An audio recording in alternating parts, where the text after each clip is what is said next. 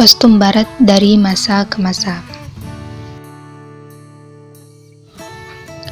Pendahuluan, mode ialah gerak masyarakat berpakaian dalam gaya tertentu sesuai ekspektasi masanya mengacu pada peradaban barat. Akar peradaban barat ini terletak di timur, ialah di suatu kawasan peradaban yang dikenal sebagai dunia kuno. Yang dimaksud dengan dunia kuno adalah peradaban yang terjadi di daerah-daerah sekitar Mediterania di masa sebelum Masehi. Daerah-daerah yang dimaksud diantaranya adalah Mesir kuno, lembah Mesopotamia, dan kawasan di luar lembah. Bagi banyak orang, tempat-tempat lahir peradaban tersebut merupakan sesuatu yang membingungkan.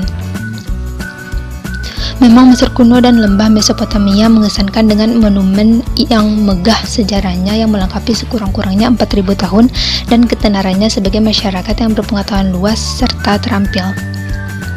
Namun sebaliknya, suatu kebudayaan yang kini tidak diindahkan. Kita tidaklah merasa memiliki kekerabatan apapun dengan Ratu Hatshepsut di Museum Metropolitan New York atau tokoh-tokoh Mesopotamia di Museum Irak Baghdad. Kita yang merasa begitu sedikit mempunyai hubungan dengan dunia kuno kini masih terus memakai gaya busana dan rias mereka pada saat mengenakan rok-rok yang berlipit-lipit, berumbai-rumbai, atau pada saat memakai perona pipi dan mata. Warisan Mesir dan Babilonia serupa ini telah bertahan selama lebih dari 5.000 tahun. Kini saatnya kita lebih mendekati diri kita pada peradaban yang kuno ini sambil menemukan penghayatan menimba pengetahuan serta keterampilan dari peradaban tersebut. Perkembangan peradaban barat selanjutnya terjadi di kawasan Laut Egeia dan Jazirah Apenina. Di daerah-daerah ini terjadi berbagai peradaban, diantaranya peradaban Yunani kuno dan Roma. Dalam sejarah peradaban barat, periode Yunani kuno dan Roma dikenal sebagai periode klasik. Di samping berbagai kemasyhuran lain yang pantas diberikan kepada kedua periode tersebut di atas adalah filosofinya yang mengetengahkan anggapan bahwa adalah penting untuk menjaga perimbangan antara ambisi pribadi dan kepentingan negara. Penonjolan pribadi ini memiliki segi kemanusiaan yang menawan dan abadi. Hal tersebut di atas juga terlihat pada tata busananya.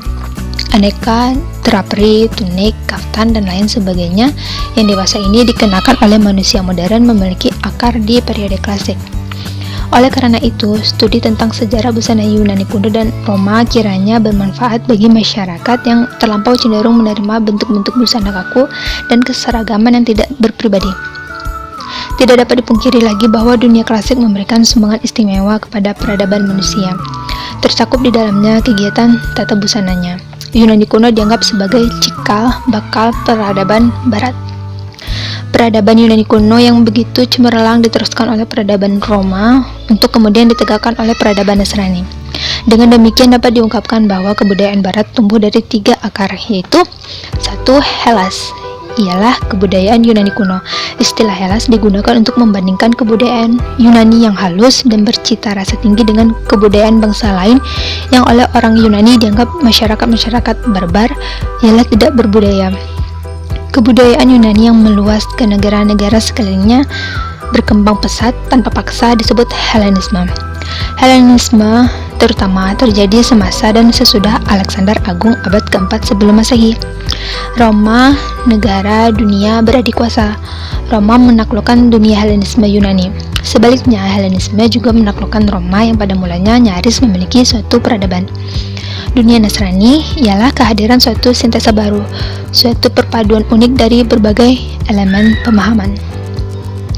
Peradaban barat hadir di atas puing-puing reruntuhan Roma adalah peradaban Nasrani yang meneruskan cita-cita dunia klasik. Perubahan tentang busana di awal kelahiran Eropa menampilkan tata busana yang masih bersifat regional. Pada masa pencerahan ialah masa Renaissance, Barok, dan Rokoko, tata busana Eropa telah bersifat internasional. Mode masa kini di seantero dunia berawal dari sifat internasional ini. Semenjak pemerintahan Kaisar Napoleon I di Prancis, mode benar-benar menunjukkan sifat internasionalnya. Empire, demikianlah julukan bagi gaya yang digemari semasa Napoleon tersebut. Di Indonesia, Letnan Gubernur Jenderal Raffles yang mewakili kekuasaan Inggris mengharuskan khalayak pemerintahnya menggunakan kostum barat pada upacara-upacara resmi. Dengan demikian, semenjak 1811, barat dengan resmi dikenakan di Indonesia. Dapat dikatakan bahwa mode ialah tata kostum yang tampil di seluruh dunia adalah ungkapan-ungkapan yang mengacu pada periode-periode neoklasik dan periode-periode sesudahnya. Sejarah perkembangan dapat menjelaskan kejadian ini.